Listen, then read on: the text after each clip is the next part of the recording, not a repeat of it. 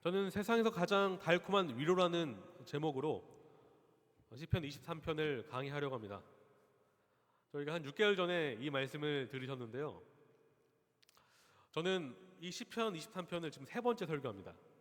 전 교회에서도 한번 설교했었는데요. 근데 참 놀라운 것은요, 제가 시편을 공부할 때, 연구할 때, 특히 이 23편 제가 많이 계속 봤던 말씀인데요. 또 보면 또 새로워요. 또 새로운 걸 발견하고, 이 말씀이 내가 왜 그때 이거를 못 봤지? 라는 것들이 있습니다.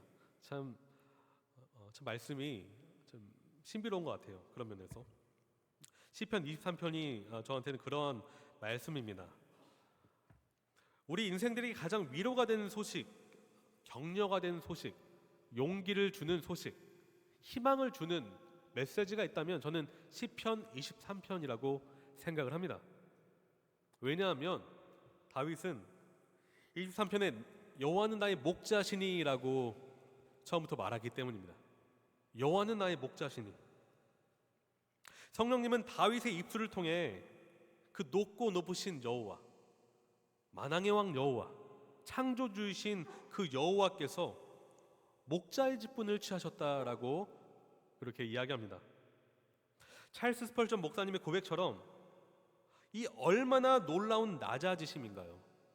고대 근동 지역에서 목자라는 직업은 우리가 생각하는 것만큼 고귀한 직업이 아니었습니다. 정말 가장 천한 직업 중에 하나였어요. 가장 고된 직업 중에 하나였고요. 가장 희생을 감수해야 되는 직업 중에 하나였습니다. 다윗이 그 역할을 감당했었죠. 그런데 그 높으신 하나님께서 목자가 되신다는 것, 이 목자 되심은 그냥 달콤한 목자 되심이 아닙니다. 그 높으신 하나님께서 가장 낮은 곳에 내려오시겠다라는 의지의 표현입니다. 하나님은 그만큼 우리를 돌보시겠다라는 결연한 의지의 표현입니다. 이 여호와는 나의 목자신이라는 이 표현만 가지고도 우리의 마음을 뜨겁게 만들 그런 이유가 된다는 것이죠. 동동님, 우리는 양이라고 합니다. 성경에서는 양이라고 많이 표현을 해요. 비유로 양이라고 많이 표현을 하는데요. 양은 양 스스로 살아갈 수가 없다라는 그런 숙명을 안고 태어납니다. 양은 목자 없이는 살아갈 수가 없습니다. 목자가 있어야 돼요. 목자의 돌봄을 절대적으로 은주하는 존재가 바로 양이에요. 양은 제 갈 길로 가기 그런데 쉽고요. 연약해서 맹수에 의해 쉽게 잡아먹히기 일쑤입니다. 그리고 예민해서요. 되게 예민해서 안락하고 정말 아주 편안한 분위기가 아니고서는 좀처럼 마음을 놓고 쉬지도 못합니다. 굉장히 예민해서 말이죠. 그런데 어떠십니까? 우리가 정말 양 같지 않습니까? 우리가 정말 양 같지 않나요? 양과 같은 우리는 목자가 필요합니다. 그런데 이 회심하지 않은 마음을 가진 분들은 나는 목자가 필요 없다라고 생각을 합니다. 그래서 나 스스로 삶을 내 힘으로, 내 지혜로 살아갈 수 있다라고 생각을 합니다. 하지만 현실은 그렇지 않습니다. 영적인 현실에서 우리는 반드시 목자가 필요하다라고 성경은 계속해서 이야기합니다. 우리는 목자가 필요합니다. 우리는 목자가 필요합니다. 그런데 다윗은요, 그 여호와께서 온 우주의 목자라고 하지 않습니다.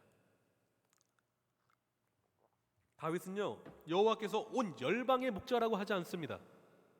온 이스라엘의 목자라고 또 하지 않습니다. 뭐라고 하고 있죠? 나의 목자라고 하고 있습니다. 나의 목자.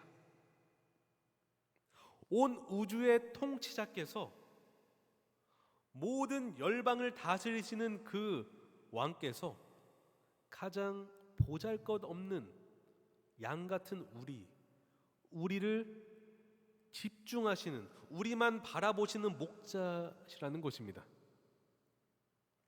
여호와께서 여러분의 목자 되십니까? 성도님, 이 사실 하나만으로도 우리는 가슴 펴고 살 수가 있습니다. 우리는 세상 속에 살아가지만 여호와께서 나의 목자이시기 때문에 어떠한 어려움도 우리를 무너뜨릴 수가 없다라는 것입니다. 지금 다윗은 그것을 고백하고 있어요. 여호와는 나의 목자시니. 오늘날 한국은요, 정말 잘 사는 나라가 되어 버렸습니다. 저는 여기 계신 우리 선배님들 그 어려우신 시절을 다 이해는 못해요. 근데 저희 부모님을 통해서 간접적으로 많이 들었습니다. 저희 어머니도 산골에서 사셨거든요. 그래서 정말 어렵게 사셔서 뭐 풀을 뜯고 사시고 고추장만 반찬으로 드시고 그런 정말 힘든 세월을 보내신 것을 제가 이제 귀로 듣고 정말 어렵게 사셨구나라는 거를 그렇게 간접적으로 그냥 느꼈습니다. 그런데 오늘날 한국은 어떻습니까? 과거와는 다르게 물질적으로 매우 풍족하죠. 굶는 것을 걱정하기보다 무엇을 먹을지 고민하는 분들이 더 많아졌습니다. 물론 어렵게 사시는 분들도 계시죠. 그런데 상대적으로 더 많아졌다는 것입니다. 옷이 없어서 해진 옷을 수선하며 살아야 했던 과거 한국은 이제 하루에 274톤의 의류 폐기물이 나오는 나라가 되어버렸어요. 보니까 하루에 27만 벌의 옷이 버려진다고요? 한국에서요. 네. 소비하는 국가가 되었다는 것입니다. 그리고 우리가 남을 도와주는 국가도 되었습니다. 그리고 저희가 선교사님들이 우리나라에 와서 복음을 전하고 어려운 이웃들을 돌봤다면 지금 저희가 선교하는 국가가 되었죠. 놀라운 그런 변화가 우리나라에서 이렇게 일어났습니다. 전 세계적으로 한국의 위상이 높아졌고 선진국 반열에 올라섰다라고 그렇게 우리는 듣습니다.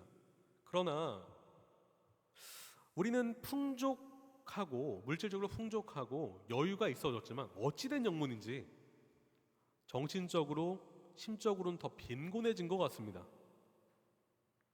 아이들을 보시면 정말 더 많은 스트레스를 받으며 살아가는 우리 젊은 세대들을 우리가 목격을 합니다.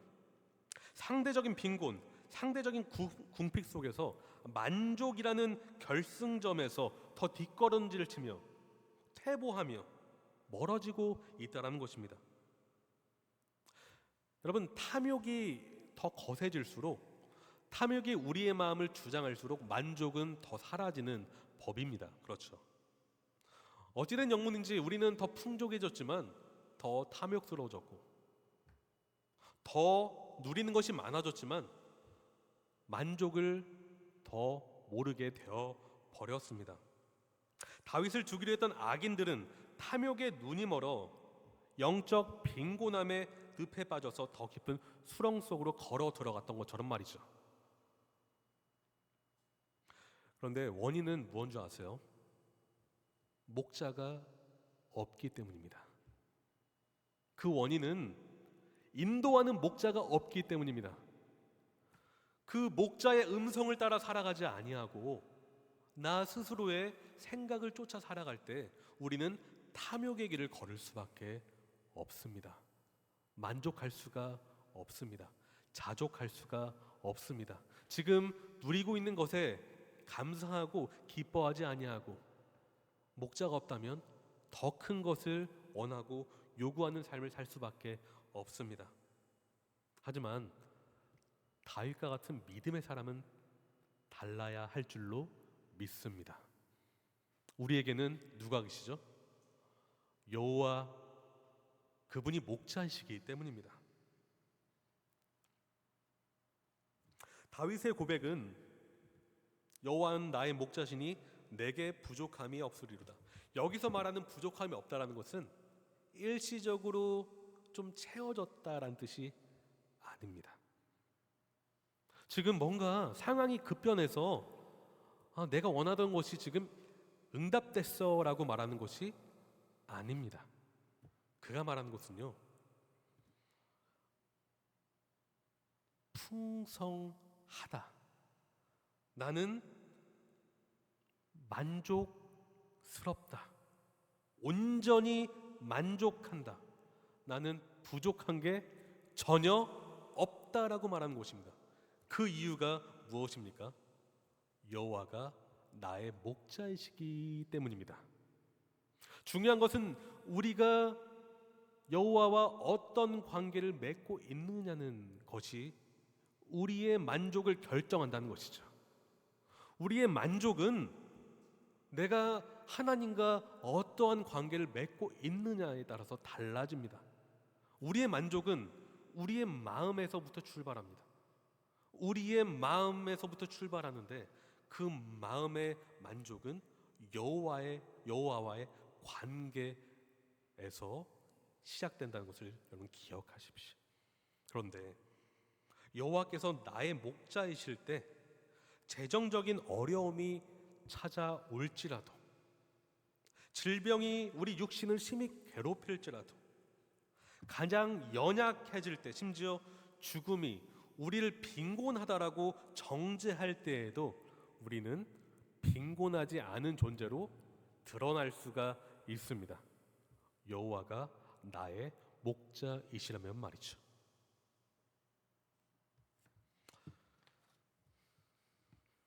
2절 3절 보실까요? 2절 3절 같이 한번 읽어보겠습니다. 그가 나를 푸른 풀밭에 누이시며 쉴만한 물가로 인도하시는도다. 내 영혼을 소생시키시고 자기 이름을 위하여 의의 길로 인도하시는도다. 성도님, 하나님은 우리를 항상 좋은 곳으로 인도하시는 목자이시라는 사실을 믿으십니까? 근데 때로는 어때요? 여러분이 원치 않는 일을 겪을 때가 있죠. 여러분이 원치 않는 상황을 겪을 때가 있고요, 원치 않는 아픔을 겪을 때가 있습니다. 그런데 말씀은 이렇게 이야기하세요. 좋은 곳으로 인도하신다. 하나님께 묻습니다. 하나님, 저는 좋게 느껴지지 않는데요. 하나님, 저는 이게요 좋게 느껴지지 않습니다. 좋은 거 주세요 라고 생각 들 때가 있습니다. 진짜 그렇습니다. 그런데 하나님은요, 우리에게 항상 좋은 것만 주시는 아버지이십니다. 그래서 2절 보시면 그가 나를 푸른 풀밭에 누이시며 쉴만한 물가로 인도하신다라고 하고 있어요. 좋은 것을 먹이시고 안식을 누리게 하시기 위해서 쉴만한 물가로 인도하시는데, 정말 좋은 부모라면 자녀에게 좋은 것을 먹이고 싶어 할 것입니다. 그렇죠. 나쁜 음식을 주면서 그걸 먹으면 탈이 나는데 그런 음식을 주려고 하는 좋은 부모는 없을 것입니다. 우리 아버지는 항상 좋은 것으로 우리를 먹이려고 하세요. 먹이려고 하시는데요. 그런데 성경은요, 영적 지도자들을 종종 목자에 비유하죠. 목자에 비유하는데 에스겔서에서도 나오고 곳곳에 나오는데요. 그리고 요한복음에서도 나오는데요. 영적인 목자는 영적인 양에게 무엇을 제공해야 된다라고 성경은 말할까요? 그것은 말씀을 먹여야 된다라고 말하고 있습니다. 그래서 예수님은 그 배신한 그 마음을 회복시켜 주시기 위해서 3번 부인했잖아요. 그러니까 베드로에게 사랑 고백을 몇 번 하게 해주셨죠? 3번 고백하게 해주셨습니다. 내가 나를 사랑하느냐? 내가 나를 사랑하느냐? 내가 나를 사랑하느냐? 그런데 하나님, 예수님은요, 그 다음에 이 명령을 하세요. 내 양을 먹이라. 내 양을 치라. 그리고 또 내 양을 먹이라라고 말씀하십니다. 베드로는 신실하게 하나님께서 맡겨주신 양에게 그 영적인 양식인 말씀을 먹이는데 전심전력했습니다. 그 삶을 바쳤는데 그의 삶의 전부는 말씀을 먹이는 삶이었습니다. 그는 예루살렘 그 목회자로서, 기둥으로서 그 삶을 살아가는데 모두 헌신을 했습니다. 여러분, 영적 양식, 푸른 풀밭은 영원히 고갈되지 않은 신선하고 건강한 영적 양식을 제공하는 주의 말씀과 같다라고 이야기할 수 있어요. 시편학자 엘렌 로스는 이 성경 전체가 이 은유를 지지한다라고 또 이야기를 하는데요. 하나님은 우리를 진리의 목초지로 인도하세요. 믿지 않을 때 한번 생각해 보세요, 성도님. 믿지 않을 때 성경은 어떤 책이었나요? 지루하지 않으셨어요?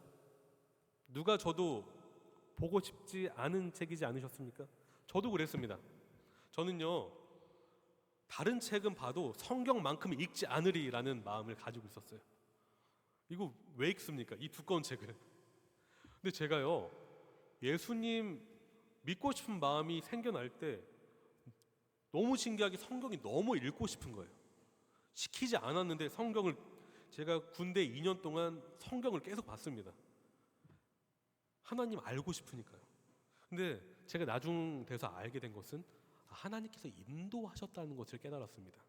성령께서 인도해 주셨다는 걸 깨달았어요. 전 스스로 성경을 읽고 싶은 마음이 전혀 없었거든요.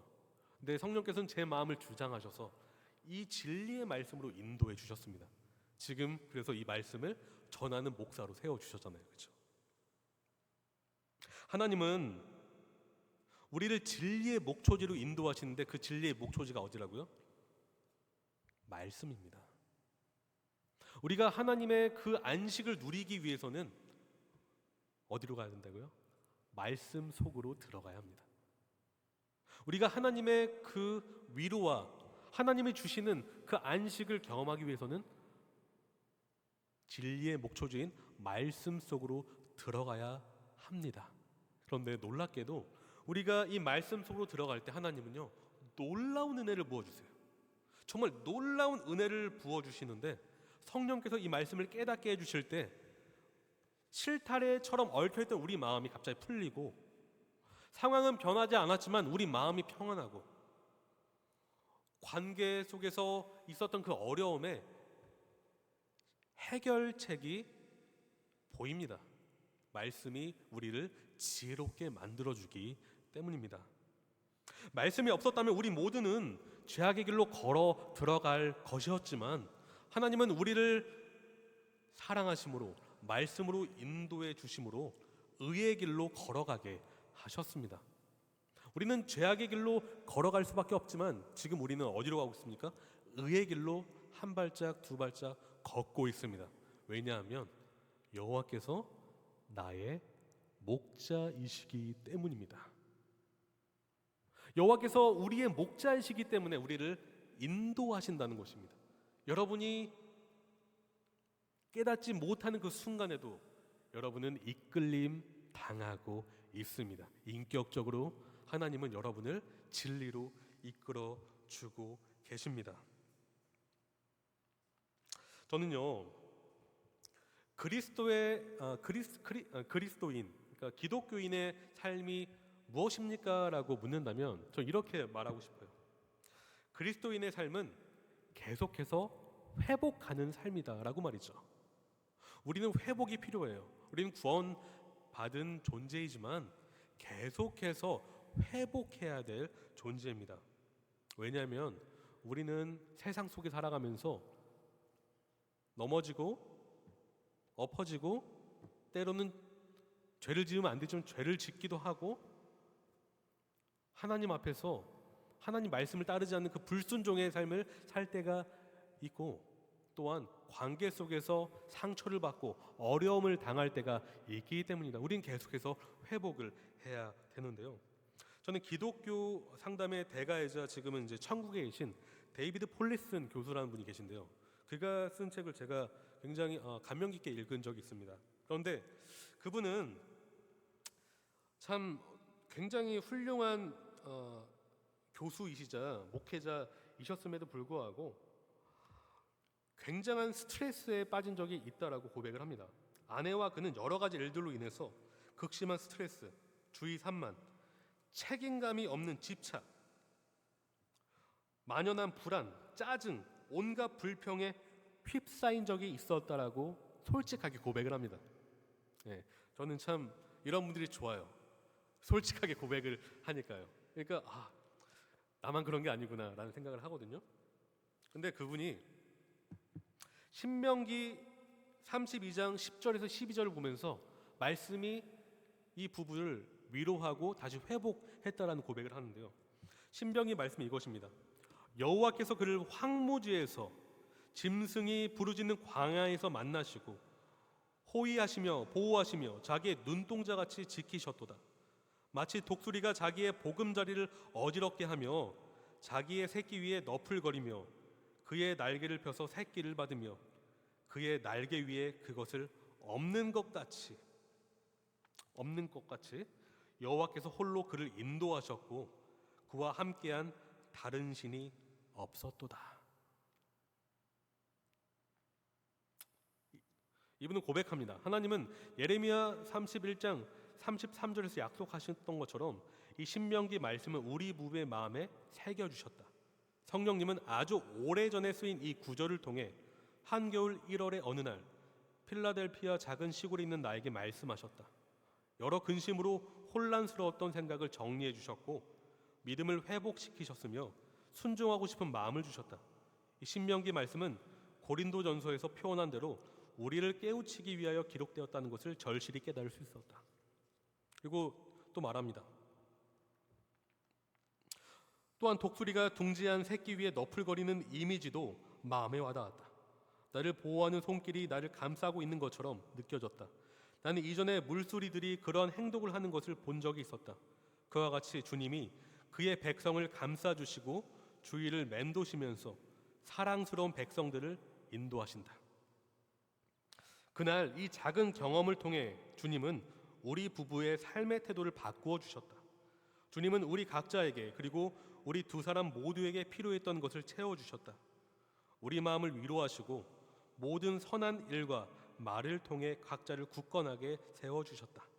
그날 우리의 삶에는 변화가 필요했고 성령님께서는 우리를 거룩하게 변화시키셨다.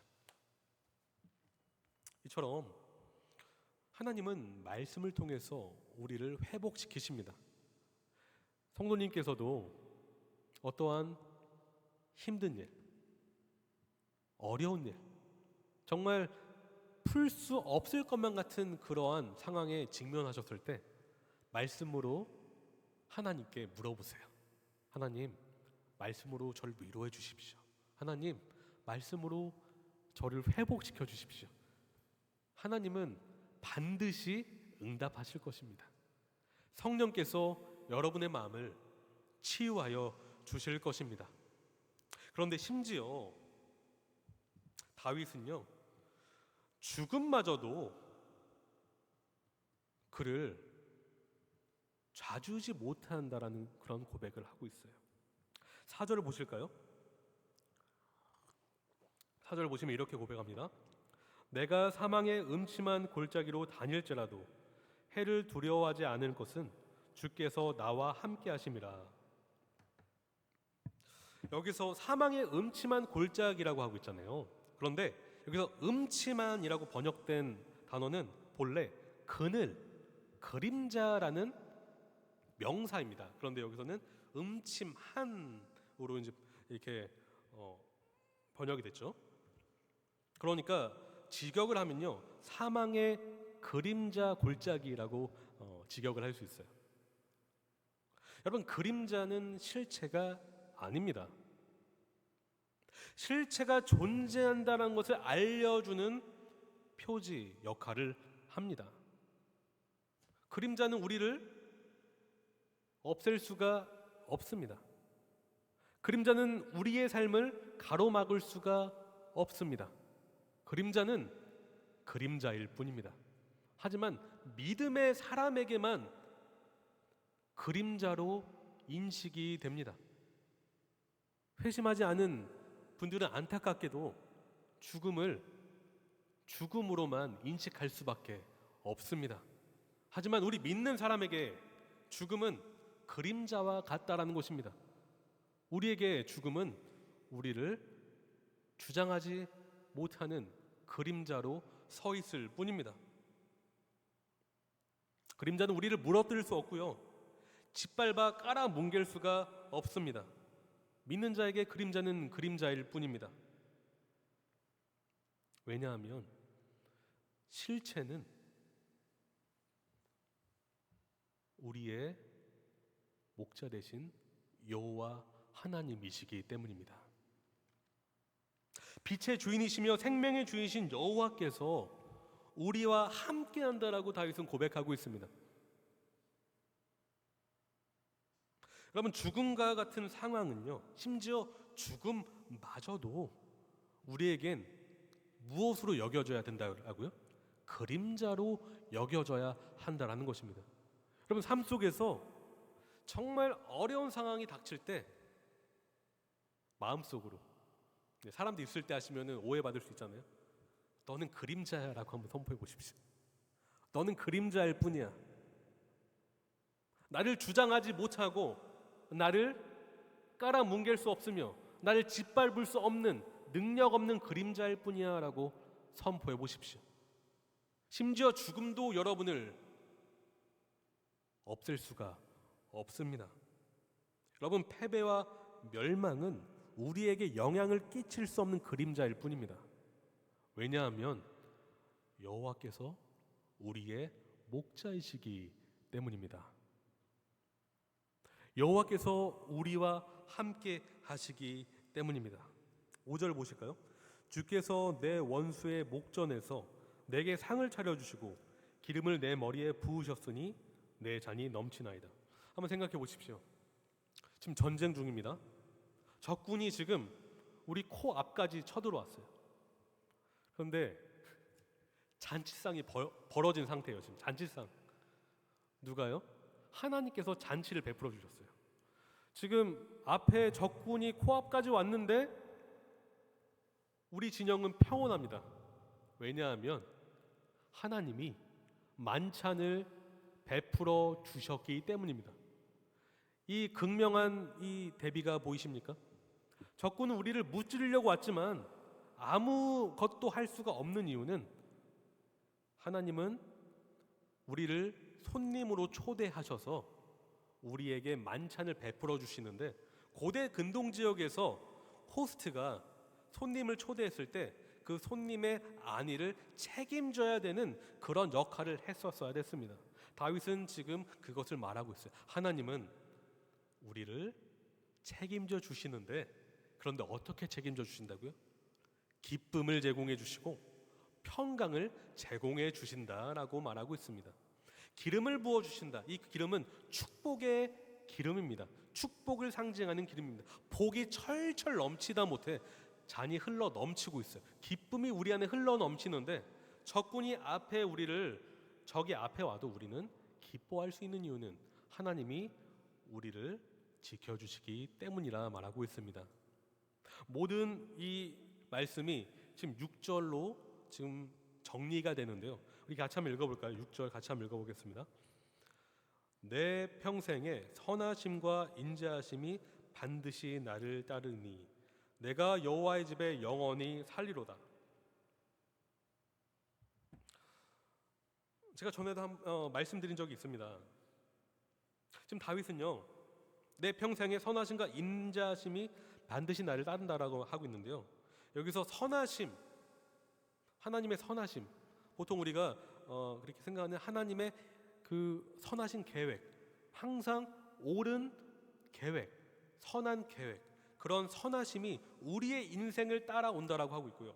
인자하심, 우리가 계속 들어왔던 헤세드, 은혜, 충성스러운 하나님의 사랑, 그 변치 않는 사랑이 우리를 따라온다라고 하고 있어요. 근데 반드시 나를 따라온다.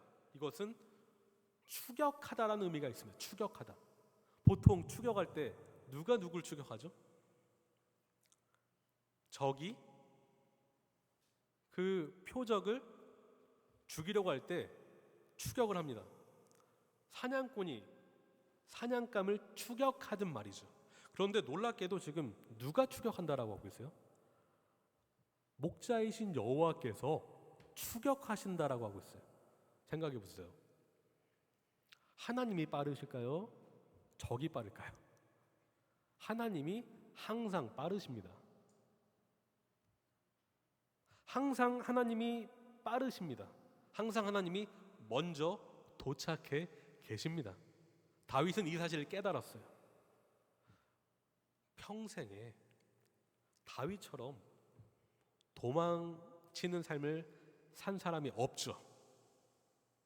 그는 평생 도망치며 살았습니다. 왕이 된 그 순간에도 아들에게 배신을 당해서 도망쳤어요.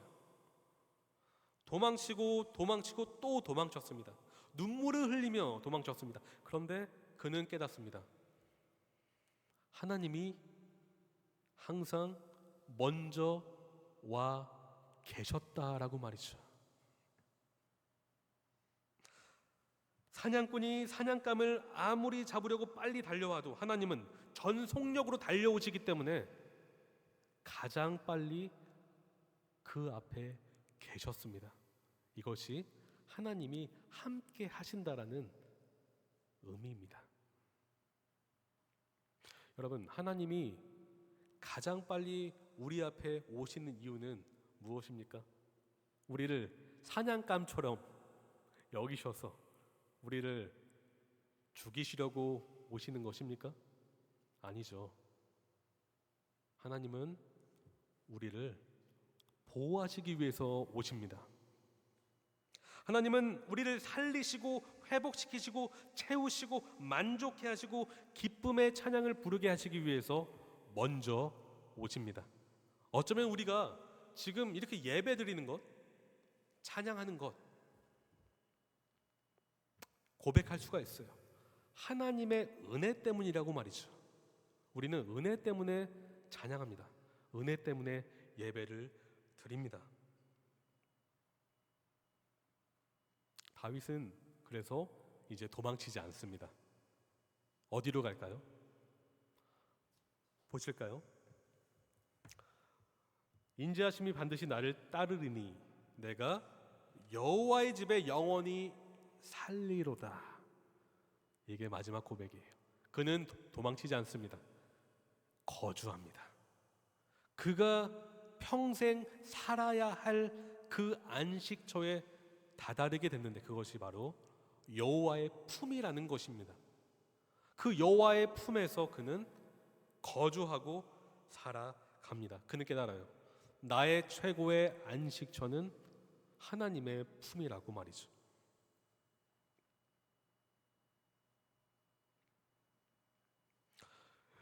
이제 말씀을 정리하려고 하는데요. 근데 저는 이런 생각을 해봅니다. 우리에게 목자는 예수 그리스도이시죠.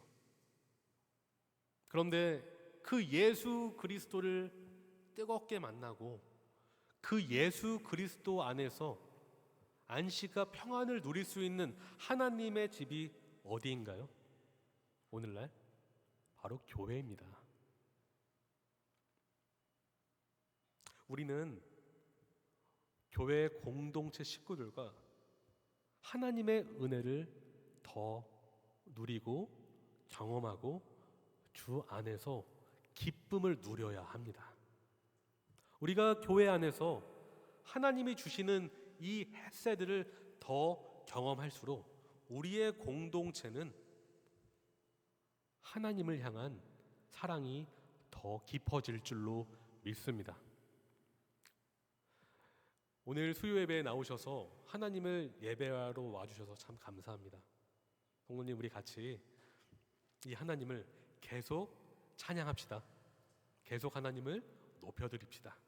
그리고 더 나아가선 이 목자를, 정말 이 아름다운 목자를 믿지 않는 분들에게 전하는 그러한 사명을 잘 감당하심으로 그분들이 목자를 만나게 하여 주십시오. 사랑합니다. 같이 기도할게요. 하나님, 오늘 말씀을 통해서 여호와는 나의 목자시니 이 말씀을 통해서 다시 위로를 받습니다. 하나님,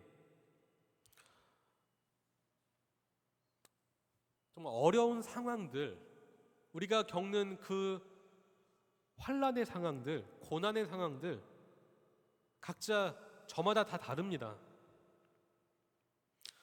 그것이 자녀 때문일 수도 있고요, 직장 동료 때문일 수도 있고요, 또 재정 문제 때문일 수도 있고요, 또한 여러 다른 문제 때문일 수도 있습니다. 하지만 하나님께서 우리를 다시 위로해 주실 때 그러한 것들은 그림자라는 사실을 다시 깨닫습니다.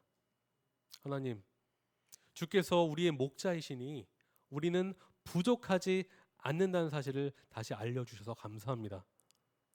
우리 삶 속에서 주 예수 그리스도 한 분 때문에 자족하는 우리들 되게 하여 주시옵소서. 주 예수 그리스도로 말미암아 항상 기뻐하고 그 기쁨을 남들에게 전하는 삶을 살아갈 수 있도록 인도하여 주시옵소서. 그러한 주님의 교회 성도 한 분 한 분 되게 하여 주시옵소서. 또한 내일 삶 속으로 다시 돌아갈 때 주님 그 삶 속에서 주님 오늘의 말씀이 삶으로 사라지고 삶으로 그 기쁨으로 나아가게 인도하여 주시옵소서. 사랑합니다. 예수님의 이름으로 기도합니다. 아멘. 주를 노래